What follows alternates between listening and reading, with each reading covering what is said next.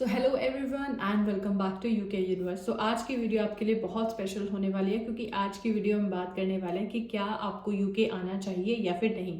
तो जैसे कि आप सब लोग जानते हैं कि जनवरी 2024 से बहुत सारे चेंजेस जो हैं वो यूके में हो चुके हैं और आगे भी कुछ ऐसे चेंजेस होने की पॉसिबिलिटीज़ हैं जो कि आपके लिए हमारे लिए जो है वो गुड न्यूज़ नहीं होंगे। तो क्या इस टाइम पे यूके आना चाहिए या फिर नहीं आना चाहिए, तो इसके लिए आपको क्या करना है, आपको वीडियो को एंड तक देखना है और जो भी मेरे चैनल पर नए हैं तो सब्सक्राइब जरूर कर दें क्योंकि यहाँ पर आपको मिलेगी यूके से रिलेटेड हर वो इन्फॉर्मेशन जो आपके काम आ सकती है।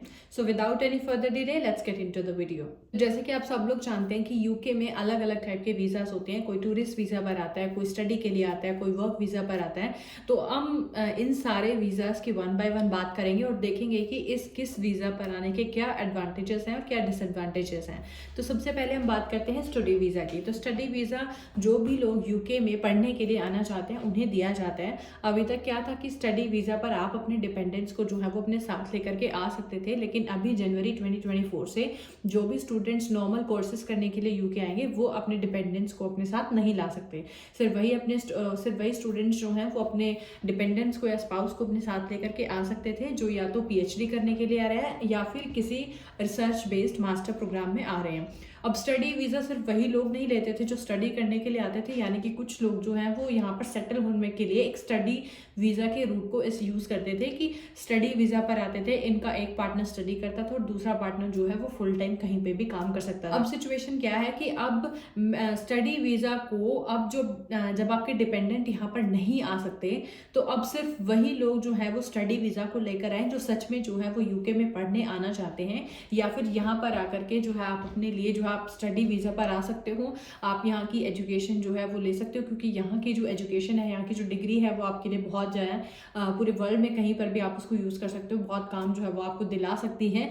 तो यहाँ की डिग्री से आपको बहुत फ़ायदा होगा। और उसके बाद जो है जब आप स्टडी कंप्लीट कर लेते हो तो 2 साल का PSW यानी कि पोस्ट स्टडी वर्क वीज़ा आपको दिया जाता है, जहाँ पर आपको 2 साल तक बिना किसी रिस्ट्रिक्शन के आप काम कर सकते हैं और उन 2 सालों के बीच में आपको बहुत सारा टाइम मिल जाता है कि आप जो है वो अपने लिए एक स्पॉन्सर जॉब जो है वो ढूंढ सकते हैं।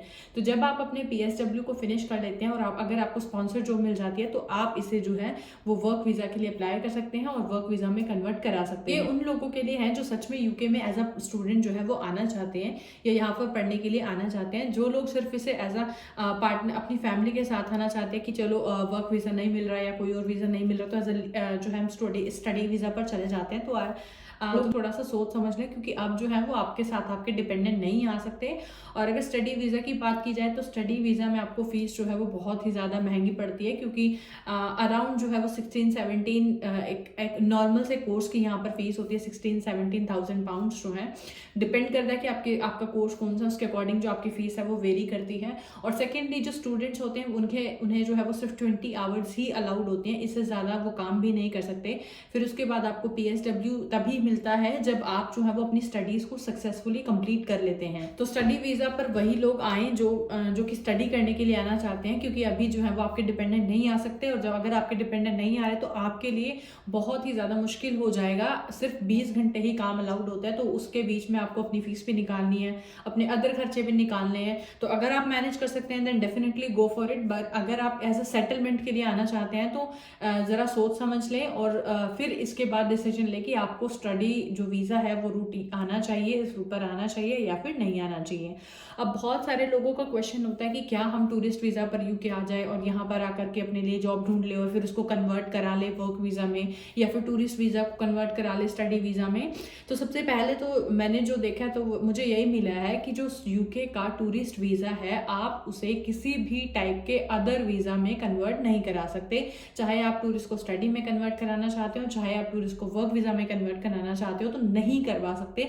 अगर कोई एजेंट आपको ऐसा बोल रहा है कि आप वहाँ पर एज अ टूरिस्ट चले जाओ और आपका जो है वो वर्क वीज़ा में कन्वर्ट करा देंगे तो ऐसा नहीं है, ये फ्रॉड है। आपको ऐसा जो फ्रॉड है वो उसमें नहीं फंसना है क्योंकि यूके का जो टूरिस्ट वीज़ा है वो स्टडी वर्क या किसी भी टाइप के वीज़ा में कन्वर्ट नहीं होता है।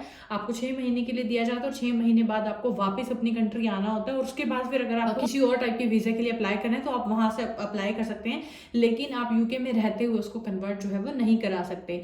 लेकिन बहुत सारे लोग जो है वो ऐसा सोचते हैं कि वो यूके जो है वो एज अ टूरिस्ट आए और यहाँ पर आकर जो है वो जॉब ढूंढे अपने लिए। कि अपने लिए स्पॉन्सर जॉब ढूंढ ले। पर आकर के जॉब ढूंढना थोड़ा ईजी होता है, आप एम्प्लॉयर से मिल सकते हो, बात कर सकते हो, है ना, यहाँ पर इंटरव्यूज़ वगैरह दे सकते हो। तो अगर कुछ लोगों को ऐसा लगता है कि वो यहाँ पर आना चाहते हैं और यहाँ पर आकर के अपने लिए स्पॉन्सर जॉब ढूंढना चाहते हैं, और अगर उन्हें यहाँ पर आकर के स्पॉन्सर जॉब मिल जाती है तो उन्हें अपनी कंट्री वापस जाना पड़ेगा और वहाँ जाकर जो है वो वर्क वीज़ा के लिए अप्लाई करना पड़ेगा। तो अगर आप ऐसा करना चाहते हैं तो कर सकते हैं, लेकिन ध्यान रहे कि टूरिस्ट वीज़ा पर आप काम नहीं कर सकते। तो लीगली टूरिस्ट वीज़ा पर काम करना जो है वो अलाउड नहीं होता है।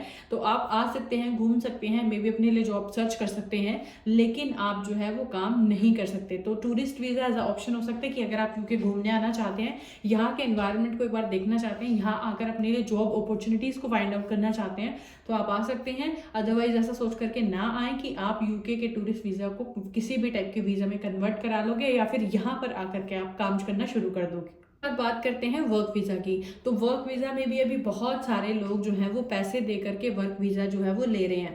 अभी इसका डिसएडवांटेज क्या है कि आप इतने सारे पैसे दे करके वर्क वीज़ा ले तो लेते हो, यूके आ भी जाते हो, लेकिन यहाँ पर आपको जो कंपनीज हैं वो काम नहीं देती। और जो भी लोग ऐसा बोलते हैं कि अरे वर्क परमिट में आप कहीं भी काम कर सकते हैं, तो ऐसा नहीं होता। वर्क परमिट पे आप सिर्फ और सिर्फ वहीं काम कर सकते हैं जहाँ से आपको जो है वो स्पॉन्सरशिप मिली है, या फिर आप 20 आवर्स एक्स्ट्रा काम कर सकते हैं, वो भी सिर्फ और सिर्फ तभी जब आपकी जो दूसरी जॉब हो वो सेम आपकी पहली जॉब जैसी हो, या फिर वो जो दूसरी जॉब है वो शॉर्ट ऑक्यूपेशन लिस्ट में आती है। तो लोग वर्क वीज़ा लेकर के यहाँ पर आए तो बाद में जो है वो उन्हें काम नहीं मिला, और फिर बाद में वो प्रॉब्लम में आ जाते हैं कि अभी काम भी नहीं मिल रहा है, इतने पैसे भी खर्च दिए, तो अब वो कहाँ जाएं कि अब जो है वो किसी की कंपनी काम नहीं दे रही है और उन्हें टैक्स उल्टा पे करना पड़ता है। 600-700 पाउंड जो है उन्हें इतना ज़्यादा टैक्स पे करना है, पहले तो इनकम ही नहीं आ रही और फिर ऊपर से उन्हें पैसे भी देने पड़ते हैं। तो ये जो है वो बहुत ही ज़्यादा प्रॉब्लमेटिक हो जाता है। अगर आपको वर्क वीज़ा पर आना है तो आप खुद से अपने लिए स्पॉन्सर जॉब को ढूंढिए, कंपनीज के साथ जो है वो इंटरव्यू दीजिए, कंपनीज को अप्रोच कीजिए और एक लीगल तरीके से जो है वो वर्क वीज़ा लेकर आएँ, then definitely go for it. अगर आप लीगल तरीके से वर्क वीज़ा लेकर के यूके आते हैं तो आप बहुत अच्छा पैसा जो है वो बना सकते हैं और आपको कोई प्रॉब्लम भी नहीं होगी। 5 साल बाद जो है वो आप इजीली आप ILR के लिए अप्लाई कर सकते हैं, क्योंकि आपने लीगली तरीके से काम किया तो आपको ILR में भी प्रॉब्लम नहीं होगी। लेकिन जो लोग ये पैसे देकर के वर्क वीज़ा लेकर के आते हैं तो उन्हें जो है वो ILR में भी प्रॉब्लम होती है, क्योंकि गवर्नमेंट सारा का सारा डाटा आपका चेक करती है कि पिछले 5 साल में आपने कितना टैक्स भरा है, कहाँ काम किया है, क्या काम किया है, तो उन्हें ILR में भी प्रॉब्लम होती है। तो इसीलिए मैं सजेस्ट करूँगी कि अगर आप लीगल तरीके से वर्क वीज़ा लेकर के यूके आते हैं तो डेफिनेटली गो फॉर इट, बहुत अच्छा ऑप्शन है। लेकिन अगर आप पैसे दे करके आना चाहते हैं तो एक बार ज़रूर सोच लें कि यहाँ पर आकर के आप जॉब जो है वो कहीं और नहीं कर सकते, आपको सिर्फ उसी कंपनी में ही काम करना पड़ेगा। इसके अलावा आपके पास और सारे वीज़ास हैं जो कि आपको टेम्पररी या फिर अनस्किल्ड जो है वो जॉब देने के लिए वर्क वीज़ा मिल जाता है, जैसे आपका charity work visa, religious work visa, और या फिर ग्लोबल टैलेंट वीज़ा, या फिर यूथ मोबिलिटी वीज़ा जो कि अभी फरवरी में ओपन होने वाला है अगेन, जहाँ पर आपको आइल्स नहीं चाहिए, आपको कोई ऐसी हायर डिग्री नहीं चाहिए, ठीक है ना, जहाँ पर आपको स्पॉन्सर जॉब नहीं चाहिए। तो ऐसे टाइप के वीज़ास के लिए आप अप्लाई कर सकते हो। तो अभी आपका डिसीजन है कि आपको यूके आना है या नहीं आना है, लेकिन उससे पहले आपको पॉजिटिव और नेगेटिव पार्ट दोनों देख लेने चाहिए कि क्या पॉजिटिव होगा अगर आप UK as a tourist, as a study visa या फिर एज अ वर्क वीज़ा पर आते हो, क्या नेगेटिव होगा कि अगर आप इतने पैसे भी लगा रहे हो फिर भी आप जो है वो यहाँ पर आपको जॉब नहीं मिल रही। जॉब की बात ऐसी है कि ऐसा नहीं है कि यहाँ पर बिल्कुल भी जॉब्स नहीं है, जॉब्स है, लेकिन आपको थोड़ा सा अपनी स्किल्स को अपग्रेड करना पड़ता है, आपको थोड़ा सा ढूंढना पड़ता है। ऐसा नहीं है कि घर बैठे बैठे आपको कोई जॉब दे देगा। थोड़ा सा विंटर्स के टाइम पे यहाँ पर जॉब जो है वो मार्केट थोड़ी सी कम हो जाती है, तो उन्हीं लोगों के लिए यहाँ पर जॉब्स नहीं है जो ऐसे पैसे दे करके आते हैं और फिर उन्हें कैश में यहाँ पर जॉब नहीं मिलती। तो मेक श्योर करें कि जब भी आप यूके आने की सोच रहे हैं तो आप पॉजिटिव एंड नेगेटिव दोनों चीज़ देखें और फिर डिसाइड करें कि क्या आपको यूके आना चाहिए या नहीं आना चाहिए। मेरे हिसाब से अगर आप लीगल तरीके से आते हैं तो आपको कोई प्रॉब्लम नहीं होगी, then definitely go for it. और मैं मिलती हूँ आपको एक नई वीडियो के साथ। आई होप आपको वीडियो पसंद आई होगी। लाइक एंड शेयर करें and subscribe to my channel for more informative videos and don't forget to press the bell icon. साथ ही अगर आप मुझसे पर्सनली बात करना चाहते हैं तो लिंक आपको डिस्क्रिप्शन में मिल जाएगा, आप वहाँ से जो है वो लिंक डिस्क्रिप्शन में जा करके देख सकते हैं एंड पर्सनल मीटिंग जो है वो अपनी बुक कर सकते हैं। तब तक के लिए thank you so much, stay safe.